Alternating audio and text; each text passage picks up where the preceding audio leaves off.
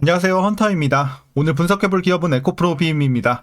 주가는 2년 가까이 조정을 받았고 8만원대까지 내려왔다가 최근에 반등 성공하면서 12만원 중반대를 향해 가고 있습니다. 자, 오늘 같은 경우 특히 10%가 넘는 급등이 연출이 되면서 다시 한번 상승에 대한 기대감 커지고 있는데요. 자, 이런 상황에서 앞으로도 지금의 상승세 계속 이어갈 수 있을지 분석을 통한 향후 주가의 흐름 알아보도록 하겠고요.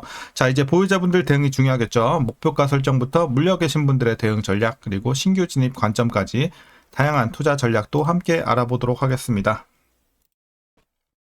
자, 이어서 수급 상황입니다. 한 달 기준으로 개인이 팔았고요. 외국인과 기관이 샀습니다. 다만 이제 얼마 전까지는 사실 거의 셋 다 중립이었거든요. 개인, 외국인, 기관 모두 중립을 유지했기 때문에 오늘 거래량이 굉장히 크게 나왔죠. 그래서 오늘 수치로 보시면 될 것 같아요. 한 달 수치가 그동안은 중립이었기 때문에. 자, 그래서 오늘 외국인이 특히나 굉장히 많이 들어왔습니다. 자, 이어서 신용 잔고를 보시겠습니다. 1.28% 나오고 있고요. 과거랑 비슷한 수치 계속 유지가 되고 있습니다. 크게 변동 없고요. 안정적입니다. 자, 이어서 공매도 보겠습니다. 공매도 비중이 상당히 높은 최근의 상황입니다. 뭐 20도 넘어간 적도 있고 두 자릿수가 종종 기록이 되면서 좀 다소 높은 비중이 좀 보여지고 있는데, 다만 걱정할 게 전혀 없죠. 자, 대차 잔고가 꾸준하게 내려가고 있고 이제 바닥을 뚫고 더 내려가려고 하고 있어요. 그 말은 뭐냐? 오늘 쇼커버링이 나왔다는 거죠. 그리고 그 배경에는 오늘 실적 발표가 있었죠. 그래서 주가가 크게 올라가면서 쇼커버가 나왔다, 이렇게 보시면 될 것 같고요. 이어서 동사 재무제표 분석 들어가 보도록 하겠습니다. 먼저 2020년도 매출부터 보겠습니다. 8천, 1조 4천, 5조 돌파, 7조. 자, 2조대로 다시 한번 크게 눌리면서 작년에 굉장히 좀 크게 하락을 했고 올해부터 조금씩 반등하지만 거의 작년하고 비슷한 수치예요. 그리고 내년부터 본격적으로 올라갈 준비하고 있습니다. 자, 영업이익 보겠습니다. 500, 1100, 3800, 1500 마찬가지로 이제 재작년부터 하락이 시작하면서 적자 전환, 그리고 올해 바로 흑자 전환하면서 앞으로 개선세 들어갈 것으로 보여지고 있어서 이제 저점은 확실히 지났다, 이렇게 보여지고 있습니다. 자, 당기순이익도 마찬가지로 꾸준하게 내려왔고 올해까지는 이제 개선은 되고 있지만 여전히 적자 구간, 그리고 내년부터 흑전 기대가 되고 있습니다. 자, 이어서 그럼 분기별로 전년 대비 영업이익만 한번 비교해 보도록 하겠습니다. 먼저 지난 1분기에는 60에서 20 살짝 눌렸습니다. 2분기부터는 확실히 크게 올라가죠. 39에서 120. 자, 하지만 이제 기존 컨센서스를 오늘 좀 크게 상회하는 실적이 나왔죠. 자, 잠시 후에 자세히 알아보도록 하겠고요. 자, 3분기 마이너스 400에서 160, 4분기도 마이너스 30에서 170. 각각 전년 대비 흑자 전환뿐만 아니라 크게 개선이 되고 있고 전 분기 대비에서도 계속해서 조금씩 오름세 이어가면서 실적에서는 뭐 어마어마한 수치까지는 아니어도 굉장히 좋은 수치 계속 이어지고 있습니다. 자, 특히 이번에 2분기 서프라이즈도 좋았고요. 자, 이어서 부채 비율 살펴보도록 하겠습니다. 다소 들쭉날쭉하지만 70, 140, 자, 100 중반대, 후반대에 왔다 갔다 했고, 이제 최근에는 100 중반대 다시 위치가 되어 있습니다. 앞으로도 조금씩 올라갈 것으로 보여지고 있어서 부채 부담은 다소 있는 편입니다. 자, 이어서 ROE 보겠습니다. 자, ROE 좋았을 때 뭐 20, 24까지 올라섰고요. 최근에는 이제 폭망했죠. 이제 마이너스까지 기록을 했다가, 자, 올해부터 개선은 되지만 여전히 수치는 아쉽습니다. 내년 후년도 2, 6 정도. 그래서 시간은 꽤 걸릴 것 같습니다. 그냥 수익성이 개선되고 있다 정도에만 의미를 두면 될 것 같습니다. 자, EPS도 점차 회복이 되고 있지만 여전히 마이너스, 내년부터 플러스 전환 기대가 되고 있습니다. 자, 아쉽지만 이제 지금 실적 자체가 좀 여력이 안 되기 때문에 배당은 지금 중단한 상황이고요. 자, 마지막으로 현재 PER, 적자로 인한 산출 불가, PBR은 6.43배 나오고 있습니다. 그리고 현재 주가 밸류에이션 상황은요, 지금은 이제 약간의 저평가 구간으로 판단하고 있습니다. 물론 그냥 수치만 봤을 때는 지금은 적정 주가 근처예요. 근데 우리가 앞으로 실적 개선세, 그리고 지금 들어오고 있는 실적 오늘 또 굉장히 좋게 찍혔단 말이죠. 숫자로 이미 증명이 됐고 하반기 내년 가면서 회복세 충분히 기대가 할 만한 그런 모멘텀들이 나오고 있기 때문에 그런 것들을 반영했을 때는 지금 충분히 싸다, 저평가로 볼 수가 있겠다라고 말씀드리겠습니다. 자, 그럼 이어서 동사 관련 이슈 한번 살펴보도록 하겠습니다. 먼저 오늘 실적 발표 내용입니다. 자, 매출은 전년 동기 대비 3.7% 감소했지만 영업이익이 중요하죠. 자, 지난해 같은 기간 대비 1159%가 증가를 하면서 엄청난 서프라이즈가 나왔습니다. 자, 예상치에 비해서 매출은 9% 이상 나왔고요. 영업이익은 마찬가지로 300% 이상 나오면서 큰 서프라이즈가 나왔습니다. 자, 이어서 지난 5월 글로벌 전기차 판매량은 전년 동기 대비 24% 증가하면서 또 괜찮은 기록이 되었고요.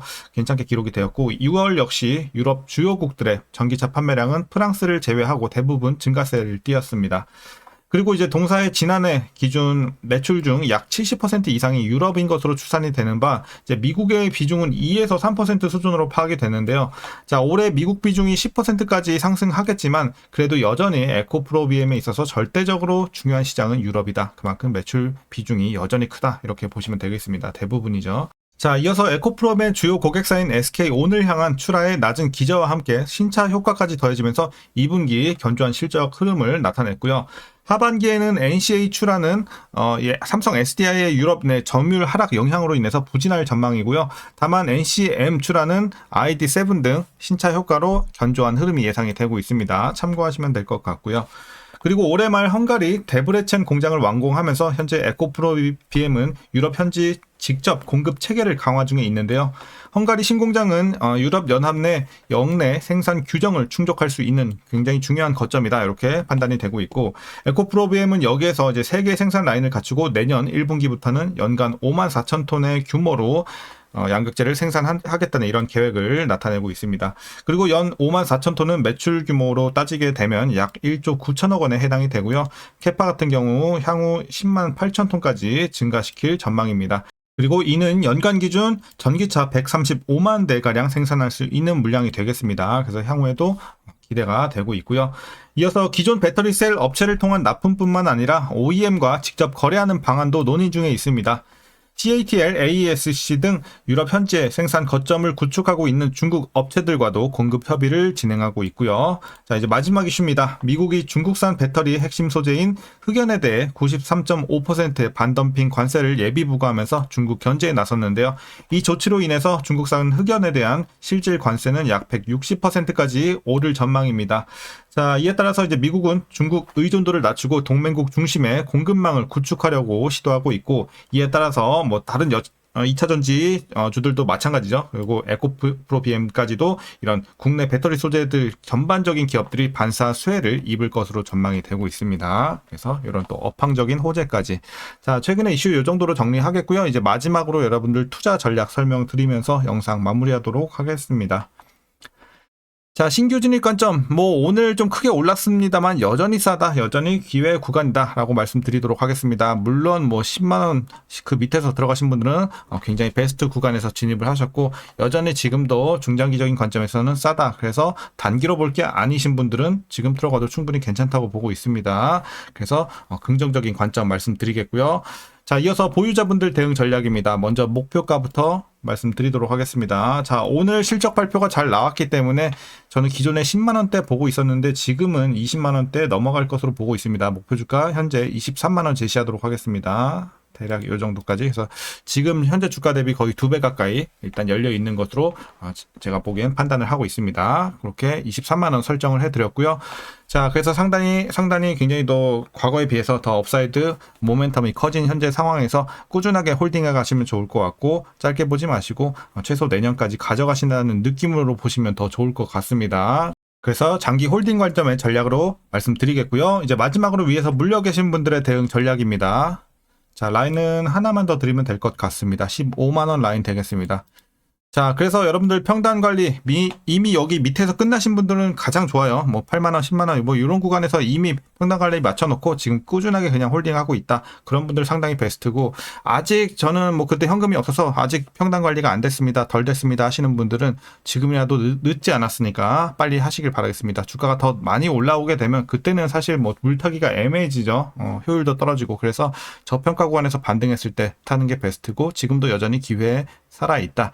그래서 일단 여러분들 목표 주가 밑으로 23만원 밑으로 가능한 데까지 맞춰주시면 좋은데, 혹시라도 여력이 되시는 분들 아니면 기존의 평단이 그렇게 높지 않은 분들은 가능하면 15만원 밑으로 맞추면 더 좋을 것 같습니다. 그래서 베스트는 물타서 15만원 밑으로 맞추기, 그리고 여기까지 힘들다 하시는 분들은 최소 목표 주가 23만원 밑으로 가능한 데까지 맞추고 마찬가지로 중장기로 보유하시면 될 것 같습니다.